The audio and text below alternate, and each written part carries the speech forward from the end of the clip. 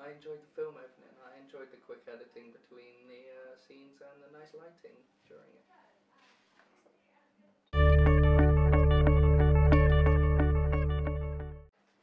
Yeah, because it's really like spooky and like intriguing to know sort of what happens afterwards and like what all the stuff means in it.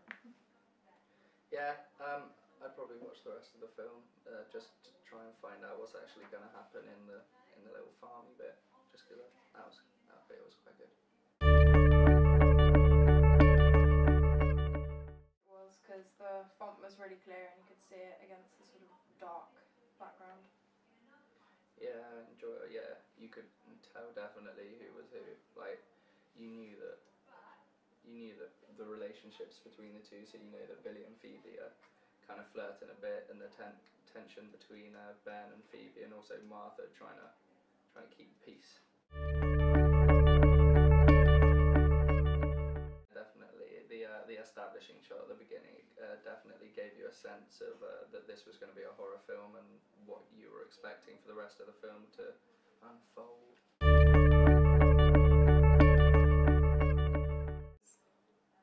Yeah, I'd say so because they're sort of a similar age to us, and I don't know, like they're on DOV, so quite a lot of our friends have been on DOV and like us, so.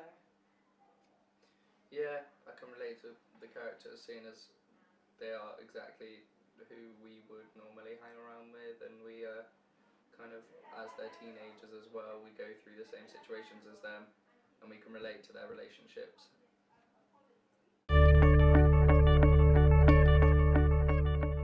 Definitely horror, because you can tell by the sort of eerie music at the beginning. It sort of sets the scene, like immediately you know it's going to be a horror film. Definitely horror/thriller. Because of because of the quick editing, you see it a lot in films such as Blair Witch Project and other films such as that, and yeah, you can definitely tell it's a horror/thriller, mostly because of the music and lighting.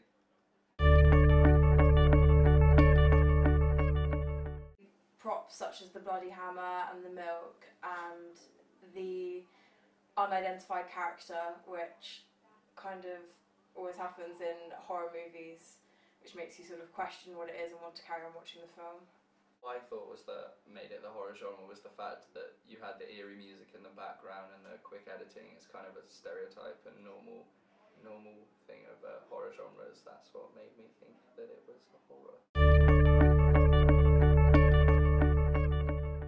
I would say maybe the Blair Witch Project, because it's about a group of people sort of staying in a tent in a place that they don't really know very well, and this film's about people having to like stay somewhere that they don't know what's going on, etc. I'd probably compare it to Cabin in the Woods, because you've got a group of young kids going out. They're kind of going on their own, like DOV kind of thing, going out finding a house, and then bad things start to happen.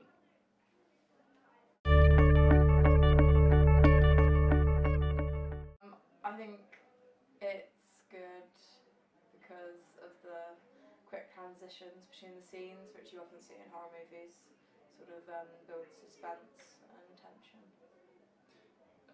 Yeah, the camera work was good during the film. You can see a lot of like smooth transitions between the shots, and also the camera's obviously handled quite well on the tripod used, so you can tell that it wasn't just a little backstreet film, and you can tell that it's actually been produced quite well. I'd say that the dream sequence kind of it foreshadows what might happen in the film, but it doesn't completely tell you what's going to happen, and it isn't clear that this is actually the real thing in the film, so you kind of get a juxtaposition between the dream sequence and the real world, and you don't really know which is which to begin with, and it kind of it's unclear with the storylines, which intrigues you to watch more.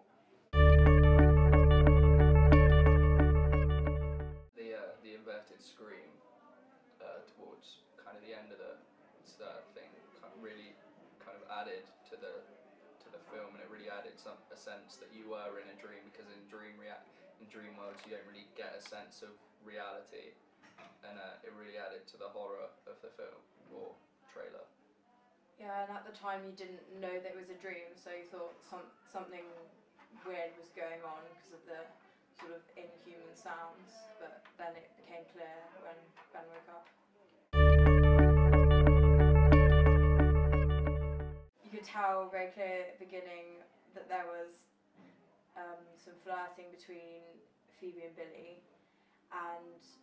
but then it became clear that there was Phoebe and Ben were in a relationship, and it was tense, perhaps because of the flirting going on, and then Martha stepped in as the kind of peacemaker. Yeah, I feel exactly the same there. All the relationships were built on really clearly from the very beginning, and you can definitely tell who was who and what role they were going to play throughout the film.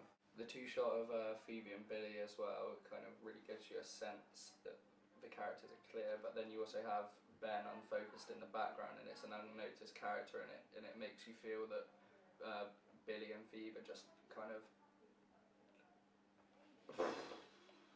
ignoring the character, and he kind of feels unwanted, and that this could be his mind playing with him in the dream. Yeah, maybe something that he's worried about in real life, like coming into the dream. Yeah, like we said sort of in the previous question, that Martha really stands out as the sort of peacekeeper of the group, trying to like resolve any conflict, and Phoebe's kind of the flirty one of the group. Yeah, you also see Billy's obviously the kind of arrogant jock of the group, and Ben's more of the sensitive, like stays back in the shadows a bit, but he's also a bit of an extrovert, but you don't really see that towards the beginning, but towards the end you kind of see it, and he's kind of the back character to begin with.